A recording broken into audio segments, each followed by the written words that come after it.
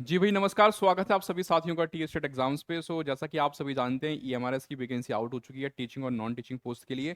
यहाँ पे हम लोग बात करने जा रहे हैं कि जो नॉन टीचिंग की पोस्ट आई हैं 1620 पोस्ट हैं सारी मिला के। आप देख पा रहे हैं कुल पद हमारे 1620 हैं, जिसमें जो पद शामिल हैं आपके हॉस्टल वार्डन मेल और फीमेल जेएसए का है, लैब अटेंडेंट का और स्टाफ नर्स का है। अब कितने कितने पद हैं सब में, कैटेगरी वाइज क्या है, क्या क्वालिफिकेशन मांगी गई है, कौन कौन फॉर्म भर सकता है, टाइपिंग टेस्ट भी किसमें मांगा गया है, उन सब पे चर्चा करेंगे। उससे पहले चैनल पे पहली बार जुड़े हैं और ईएमआरएस की तैयारी करना चाहते हैं मेरे भाई, बहुत गोल्डन अपॉर्चुनिटी है आप लोगों के पास, बहुत अच्छी खासी सैलरी यहाँ पे आपको देखने को मिलती है। तो आप लोग जो है अच्छे ढंग से तैयारी करेंगे तो बिल्कुल सिलेक्शन ले जाएंगे। ज़्यादा कुछ चीज़ें ऐसी नहीं है। और हाँ, एक बात जान लो कि अभी जो सीरियस स्टूडेंट होगा ना वही सिलेक्शन ले पाएगा, क्योंकि अभी यहाँ पे आप देख पा रहे हैं कि टीयर 1 और टीयर 2 में एग्जाम आपका कंडक्ट होने जा रहा है। पहले एक ही एग्जाम हुआ करता, लेकिन अब आपके 2 एग्जाम होंगे। तो उन सब पे चर्चा करेंगे, साथ ही साथ क्या सिलेबस रहेगा, क्या पाठ्यक्रम हो सकता है, एज लिमिट की बात करेंगे, चयन प्रक्रिया क्या रहेगी, सिलेक्शन प्रोसेस क्या है, ये सारी जानकारी आपको मिलने जा रही है। पहली बार जुड़ रहे हैं तो बिना सब्सक्राइब किए बिना मत जाइएगा, ठीक है। सबसे पहले एक नजर डालते हैं यहाँ पे जो पोस्ट डिटेल्स हैं। देखो भाई, यहाँ पे जो कुल मिला के पोस्ट है, सबसे पहली पोस्ट है आपकी हॉस्टल वार्डन मेल कैटेगरी में, ठीक है। मेल के अंदर 346 पोस्ट हैं सारी मिला के। वहीं हॉस्टल वार्डन फीमेल की बात करें तो 289 पोस्ट हैं। स्टाफ नर्स की बात करते हैं, फीमेल स्टाफ नर्स ये 550 हैं। अकाउंटेंट की 61 पोस्ट हैं। जेएसए यानी जेएसए की मैं पोस्ट की बात करता हूं तो 228 पोस्ट हैं। लैब अटेंडेंट की 146 पोस्ट हैं। अगर आप देख पा रहे हैं तो ये जो ना, एक तो हॉस्टल वार्डन हो गया और एक आपका स्टाफ नर्स हो गया, ये एक अच्छी खासी संख्या में यहाँ पे आपको वैकेंसी जो है देखने को मिल रही है। अब ये कैटेगरी वाइज भी यहाँ पे दे रखा है, मैंने आपको ओवरऑल बता दिया है सारा। आप देखिए यूआर में कितना है, ईडब्ल्यूएस में कितना है, ओबीसी एनसीएल का कितना है, ये सारी पोस्ट हो गई। उसके बाद बात करते हैं कि भाई जो स्कीम ऑफ एग्जामिनेशन है ये सबके लिए क्या क्या रहने जा रही है। यकीन मानिए अगर आप अच्छे ढंग से समझेंगे, तैयारी करेंगे, तो ये एग्जाम आपके लिए ना क्रैक करना बड़ा आसान हो जाएगा। यहां पे अगर मैं आपको बताऊं, सबसे पहले देखो भाई मोड ऑफ एग्जामिनेशन क्या रहेगा, तो वो ध्यान से समझिएगा कि tier 1 of EMRS staff selection exams will be conduct in MCQ OMR based, ठीक है। तो ध्यान रखना सीबीटी नहीं होगा, ओएमआर बेस्ड टेस्ट आपका होगा। और पूरा क्या रहेगा, ये आपका एमसीक्यू बेस्ड रहेगा। टीयर 1 की बात हो रही है। while tier 2 will be combination of descriptive questions and MCQ OMR based। जो आपका tier 2 है, जिसको आप प्री मतलब मेंस बोल सकते हो या tier 2 बोल लीजिए, वो आपका कॉम्बिनेशन रहेगा जिसमें आपका MCQ भी रहेंगे प्लस आपका descriptive भी रहेगा। After tier 2 there will be interview for the post of principal। Principal post के लिए इंटरव्यू भी है and skill test for the post of junior. क्योंकि अभी तो टीचिंग में आ गया तो इससे आपका मतलब है नहीं कुछ, लेकिन जो आपका जेएसए वाले के जो साथी फॉर्म भरेंगे जेएसए के लिए, जेएसए वालों के लिए स्किल टेस्ट रहेगा, टाइपिंग टेस्ट रहेगा, उस पर भी चर्चा करेंगे कितना कितना क्या टाइपिंग वगैरह मांगी गई है। देन उसके बाद समझेंगे कि choice of medium of questions exam papers की, भैया जो एग्जाम पेपर आएगा क्या लैंग्वेज आपको मिलेगी देखने को, ध्यान रखिएगा। पेपर आपका बाइलिंगुअल होगा, ये आपका हिंदी और इंग्लिश में है, ठीक है। आप किसी भी राज्य से हैं, किसी भी स्टेट से आप फॉर्म को भर सकते हैं। फॉर्म भरना स्टार्ट हो गया है कल से ही, कल से ही आपके फॉर्म भरना स्टार्ट हो गए। 23 अक्टूबर लास्ट डेट है, तो लास्ट डेट का इंतजार किए बिना जल्दी से फॉर्म भर दीजिएगा। In case of the language competency test in regional language in part 6 will be conduct in regional language. तो जो रीजनल लैंग्वेज होंगी, बहुत सारी रीजनल लैंग्वेज हैं, उसमें वो आपका उसी लैंग्वेज में रहेगा, ठीक है।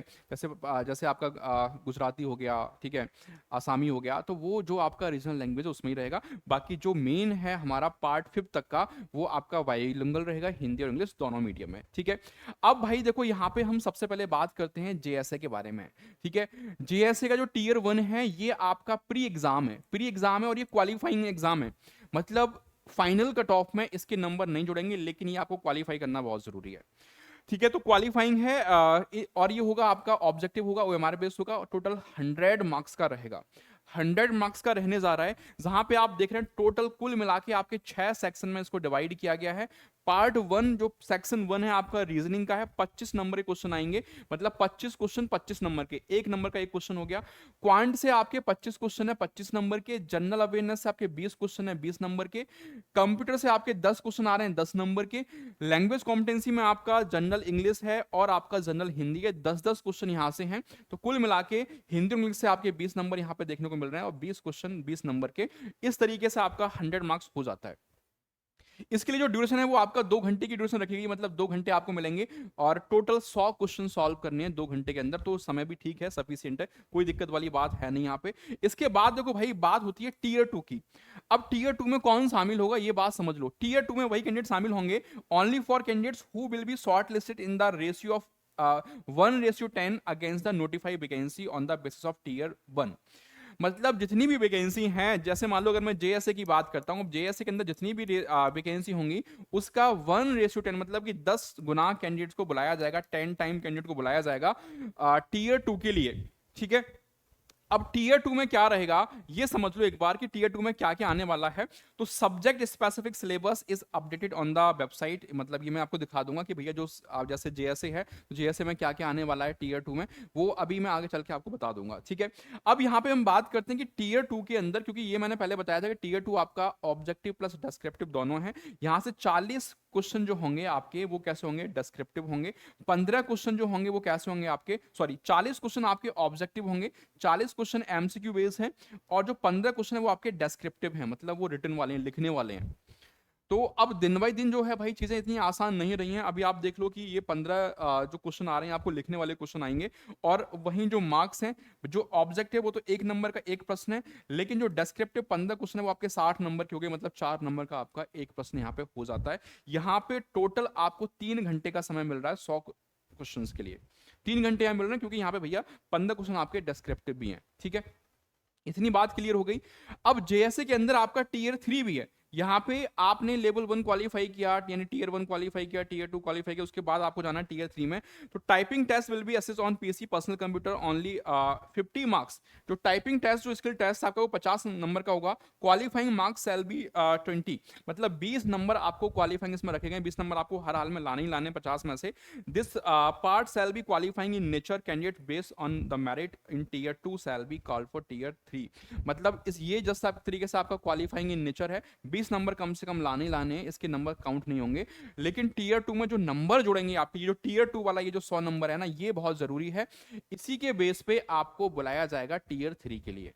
ठीक है, यहां पे मतलब मान लो एक पोस्ट, तो एक पोस्ट 10 बच्चे बुलाए जा रहे हैं, फिर इस 10 बच्चे में से जो भी पोस्ट होंगी उसके लिए टाइपिंग टेस्ट में यहाँ पे आप देख पा रहे हैं उस हिसाब से लोगों को बुलाया जाएगा। क्वालिफाइंग रखा गया है, और ये बात जान लो कि भैया 20 नंबर कम से कम 50 में से आपको करने ही करने हैं। इसके बाद बात करते हैं अकाउंटेंट की। तो अकाउंटेंट में अगर मैं यहाँ पे बताऊं आपको, तो देख पा रहे हैं आप कि जनरल अवेयरनेस से 10 क्वेश्चन आ रहे हैं 10 नंबर के, रीजनिंग से 20 क्वेश्चन 20 नंबर के, आईसीटी यानी कंप्यूटर हो गया आपका 20 क्वेश्चन 20 नंबर, क्वांट से आपके 30 क्वेश्चन 30 नंबर के। यहाँ पे सबसे ज्यादा वेटेज जो है वो क्वांट का है, 30 नंबर का है।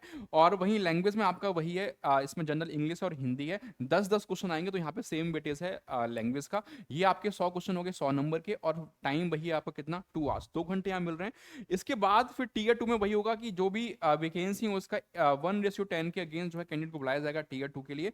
और इसका सिलेबस भी मैं बता दूंगा आपको। और जो नंबर ऑफ क्वेश्चंस हैं सेम वही है, ऑब्जेक्टिव 40 क्वेश्चन है, डिस्क्रिप्टिव 15 क्वेश्चन है। ऑब्जेक्टिव का 40 नंबर है और डिस्क्रिप्टिव का 60 नंबर है। 3 घंटे यहाँ पे फिक्स किए गए हैं। यहाँ पे कोई भी आपका टीयर 3 नहीं है, टीयर 2 में ही जो जितना नंबर इसमें आएगा आपका, उसके हिसाब से आपकी मेरिट बनेगी। टीयर 1 के नंबर काउंट नहीं होंगे, ये बात ध्यान रखिए, टीयर 1 का नंबर काउंट नहीं होगा आपका। ठीक है, तो यहाँ पे है कि preparation for merit list for the post of accountant will be prepared on the basis of the performance test in the tier 2 examination only. Tier 2 में जो नंबर आएंगे उसके हिसाब से आपकी मेरिट बन जाएगी। फीमेल स्टाफ नर्स में अच्छी खासी पोस्ट आई हैं, अच्छी खासी वैकेंसी हैं। यहाँ देख लो आप क्या क्या है। जनरल अवेयरनेस से आपके 10 क्वेश्चन आ रहे हैं 10 नंबर के, रीजनिंग यहाँ पे 15 क्वेश्चन 15 नंबर है, आईसीटी 15 क्वेश्चन 15 नंबर, मतलब कंप्यूटर हो गया आईसीटी आपका, और क्वांट जो है क्वांट आपका 30 नंबर। भैया मैथ्स का सबसे ज्यादा वेटेज आप देख पा रहे हैं। अगर मैं बात करता हूं तो जेएसए में जो मैथ्स का वेटेज था वो 25 नंबर का था, रीजनिंग का वेटेज जाता था जीएस में। वहीं उसके बाद अगर आप यहां पे देखेंगे तो अकाउंटेंट का हो गया और इसका हो गया आपका स्टाफ नर्स का, यहां पे क्वांट आपका 30-30 नंबर का आ रहा है। ठीक है, अब इसके बाद देखो यहाँ पे भी सेम बात ये बताई गई कि भैया आपको 100 क्वेश्चन मिल रहे हैं 100 नंबर के, और समय है आपके पास कितना, 2 घंटे का। हॉस्टल वार्डन की बात कर लेते हैं। हॉस्टल वार्डन मेल और फीमेल। ठीक है, तो प्री में क्या आने जा रहा है, टीयर 1 में आपका क्या रहेगा, टीयर 1 जान लो कि भाई 10 क्वेश्चन जनरल अवेयरनेस 10 नंबर के, रीजनिंग एबिलिटी 15 क्वेश्चन 15 नंबर, मतलब जो आपका ये हॉस्टल वार्डन है ये मेल फीमेल के कॉमन ही है एक तरीके से। क्वांट आपका 30 नंबर का है। ठीक है, ये सारी बेसिक्स की बातें थी, और यहाँ पे भी उतना समय आपको मिल रहा है। ये जो लैंग्वेज है ना, रीजनल लैंग्वेज, उनके बारे में कहा गया है, यहाँ पे सारी बातें रीजनल लैंग्वेज की बताई गई है। ठीक है, टीयर टू इसमें भी है आपका। टीयर टू में आपके वही हैं, 40 क्वेश्चन ऑब्जेक्टिव होंगे, 15 क्वेश्चन डिस्क्रिप्टिव होंगे। 40 नंबर ऑब्जेक्टिव के लिए और 60 क्वेश्चन 60 नंबर जो है आपके डिस्क्रिप्टिव के लिए रखे गए हैं। इस तरीके से 100 नंबर का ये हो जाएगा।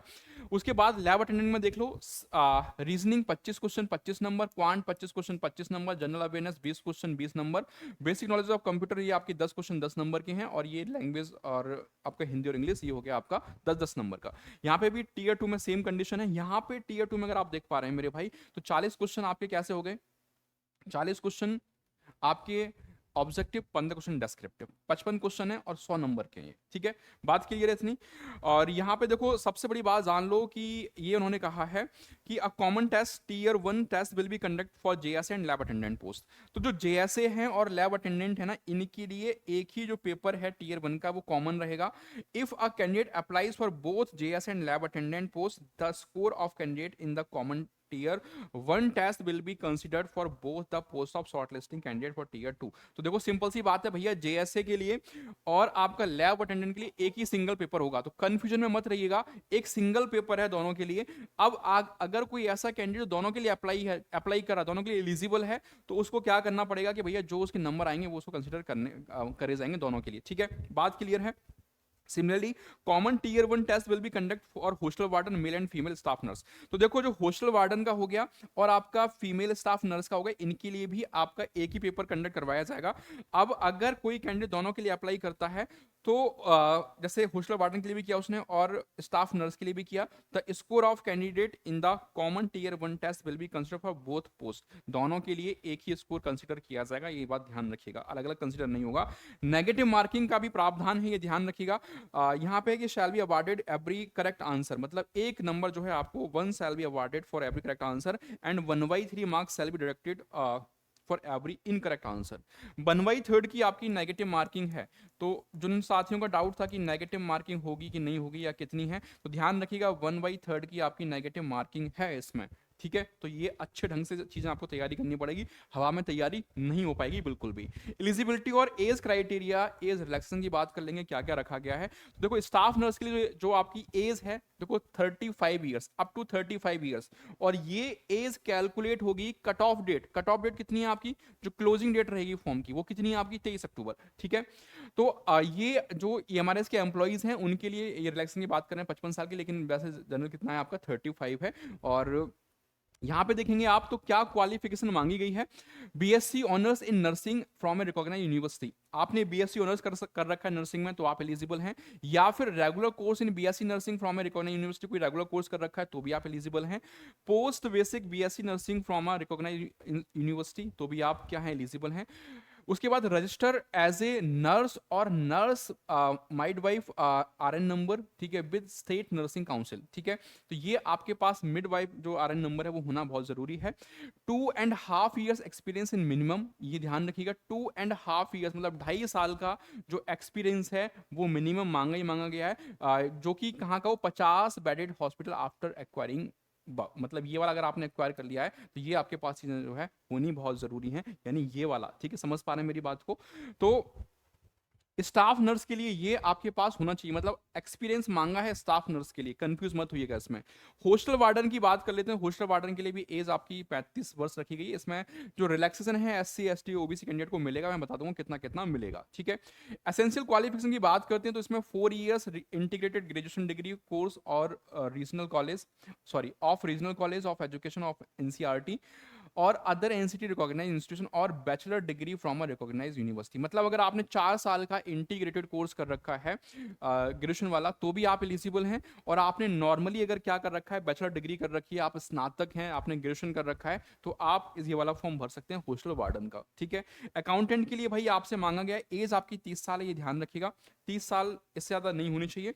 साथ ही साथ bachelor degree in commerce from a recognise university, आपने बैचलर डिग्री कर रखी हो कॉमर्स में, यानी बीकॉम आपने कर रखा हो। Bachelor in business administration is not eligible. तो ध्यान रखिएगा जिन साथियों ने भैया क्या कर रखा है, बीबीए कर रखा है, तो बीबीए वाले साथी इस फॉर्म को नहीं भर सकते हैं। ठीक है, बीबीए वाले साथी इस फॉर्म को नहीं भर पाएंगे, ओनली बीकॉम वाले इस फॉर्म को भर सकते हैं। जूनियर असिस्टेंट जो आपका, सॉरी जूनियर सेक्रेटरी असिस्टेंट है जेएसए, जेएसए के लिए 30 साल एज रखी गई है है मैक्सिमम, और इसमें आपका सीनियर सेकेंडरी यानी क्लास 12 का सर्टिफिकेट मांगा गया है। क्लास 12 अगर आपने कर रखी है तो आप ये फॉर्म भर सकते हैं। साथ ही साथ टाइपिंग स्पीड ध्यान रखिएगा, 35 वर्ड्स पर मिनट इन इंग्लिश टाइपिंग और 30 वर्ड्स पर minute in Hindi typing. Hindi में 30 चाहिए, इंग्लिश में 35 वर्ड चाहिए, और आपने 12th पास कर रखा है तो आप बिल्कुल जेएसए के लिए कर सकते हैं। बहुत शानदार पोस्ट है भाई जेएसए की, तो आप ये ध्यान रखेंगे। उसके बाद बात करते हैं जेएसए, यहाँ पे ये तो मैंने बता ही दिया आप लोगों को। ठीक है, लैब अटेंडेंट की बात कर लेते हैं। लैब अटेंडेंट के लिए भी 30 साल आपकी रखी गई है। लैब अटेंडेंट के लिए केवल और केवल 10th क्लास जो है आपसे मांगा गया है। 10th pass with certificate diploma in laboratory technique from a recognise board और इंस्टीट्यूशन। ठीक है, आपके पास एक सर्टिफिकेट भी होना जरूरी है लेबोरेटरी टेक्निक का। ठीक है, और 12th class with science stream from a recognised institute. अगर मान लो आपके पास ये सर्टिफिकेट नहीं है और आपने अगर 12th क्लास कर रखी है, 12th आप पास हैं, वो भी किसमें, साइंस स्ट्रीम में, 12th अगर साइंस स्ट्रीम में पास हैं तो फिर इस सर्टिफिकेट की नीड नहीं पड़ेगी। ठीक है, ये बात क्लियर होगी। तो ये सारी बातें मैंने यहाँ पे बता दी आपको। अब बात करते हैं कि जो एज रिलैक्सेशन है वो कितना कितना मिल रहा है। तो ये जो ST कैंडिडेट, SC ST वाले कैंडिडेट, उनको 5 साल का छूट मिलेगा। मान लो अगर 30 साल रखा गया है तो उनके लिए 5 और प्लस कर दो, 35 रखा गया है तो 5 और प्लस कर दो। ओबीसी एनसीएल के लिए आपका 3 साल का है। Candidate with 3 years continuous service in central government provided the post are in same और अलाइड कैडर्स, उनके लिए 5 साल का है। Person ordinary domicile in the UT of Jammu and Kashmir, उनके लिए आपका 5 साल का है। वीमेन ऑल कैटेगरी, ठीक है, ध्यान रखिएगा, women all category only applying for PGT and TGT post, तो ये आपके काम का नहीं है। ठीक है, ये आपके काम का नहीं है, ये टीचिंग पोस्ट का है, तो इसको आप छोड़ ही दीजिएगा। पर्सन विद डिसेबिलिटी की बात करें, अगर SC ST के PH हैं तो आपको 15 साल का रिलैक्सेशन मिल जाएगा। ओबीसी के हैं तो 13 साल का, और जनरल के हैं तो आपको 10 साल का रिलैक्सेशन यहाँ पे मिल जाएगा। PH कैंडिडेट के लिए हो गया। ठीक है, फिजिकली हैंडीकैप के लिए। For other than permanent employees working in EMRS as on 1/7/2025, उनके लिए अप टू 55 ईयर्स का मैंने पहले बता ही दिया था। तो ये सारी बातें हो गई भाई। अब देखो यहाँ पे सारी बातें मैंने A to Z आपको बता दी हैं। एक अलग से सेपरेट वीडियो में यहाँ पे मैं आपको समझाऊंगा कि भाई इनके लिए क्या क्या सिलेबस, ये तो आपको मालूम चल गया कि भाई क्या क्या सेक्शन आ रहे हैं। अब जैसे रीजनिंग में क्या आ रहा है, क्वांट में क्या आ रहा है, आईसीटी में क्या पूछ रहा है, इसकी सेपरेट वीडियो अलग से दूंगा ताकि ये वीडियो बहुत लंबा ना हो जाए। तो आप लोग अपनी तैयारी को अभी से करना स्टार्ट कर दीजिए। टीएस एग्जाम को सब्सक्राइब कर लीजिए। इसमें से किस एग्जाम की आप तैयारी कर रहे हैं ये कमेंट करके जरूर बताइएगा, और कौन सा बैच आप चाहते हैं कि कौन सा बैच आपको टीएस एग्जाम प्रोवाइड करवाए। भाई ये मान लो बहुत शानदार पोस्ट है, हाथ से नहीं जाने देना है। पूरी टीम मेहनत करेगी, टीएस एग्जाम की पूरी टीम मेहनत करेगी, और ये आपको सिलेक्शन दिलवाने का वादा रहेगा। ठीक है, चलिए बहुत बहुत धन्यवाद। अगली वीडियो आपको सिलेबस पे देखने को मिल जाएगी, तो चैनल को सब्सक्राइब करके जरूर रखिए। कोई डाउट है तो कमेंट सेक्शन खुला हुआ है। Thank you so much.